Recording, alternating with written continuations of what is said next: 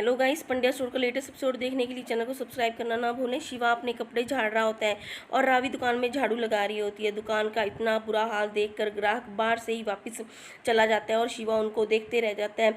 शिवा रावी से दूर जा रहा होता है तो रावी कहती है कि कितनी दूर भागेगा शिवा, और कब तक पत्नी हूँ मैं तेरी। शिवा कपड़े झाड़ता हुआ कहता है कि यही बात तो गले में कांटे की तरह अटकी है कि पत्नी है तू मेरी। ये बात सुनकर रावी इमोशनल हो जाती है और कहती है कि इतनी बुरी लगती हूँ मैं तुझे शिवा, तूने तो झगड़ा करना छोड़ दिया था ना। इतनी बुरी लगती हूँ मैं तुझे, तू बदल तो रहा था, अब ऐसा क्यों हो गया है कि तू। शिवा रावी को कहता है कि यही बात तुझे समझ आ गई है कि तू चलती फिरती चुड़ैल है, छिपकलियों के पोस्टर की हीरोइन है। अब ऐसे छिपकलियों की मॉडल की तरह खड़ी रहेगी या साफ भी करेगी। फिर वो रावी से झाड़ू छीनकर खुद दुकान में झाड़ू लगाने लगता है। अगले सीन में दिखाते हैं कि रावी ग्राहक को 100 रुपये ज़्यादा दे देती है और ग्राहक उसको पैसे वापस कर देता है और कहता है कि भाभी जी आपने मुझे 100 रुपये ज़्यादा दे दिए। ये शिवा ये सब कुछ देख रहा होता है।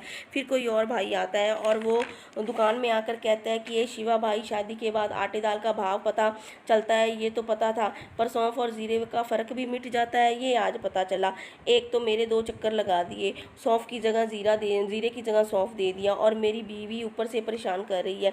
शिवा रावी की तरफ देखता है और सौंफ बदल कर जीरा दे देता है और उसको गुस्सा आ रहा होता है। और ग्राहक कहता है कि आजकल तो दुकान में भाभी जी भी बैठती हैं, इसीलिए आपका काम करने में मन नहीं लगता होगा, और वो वहाँ से चला जाता है।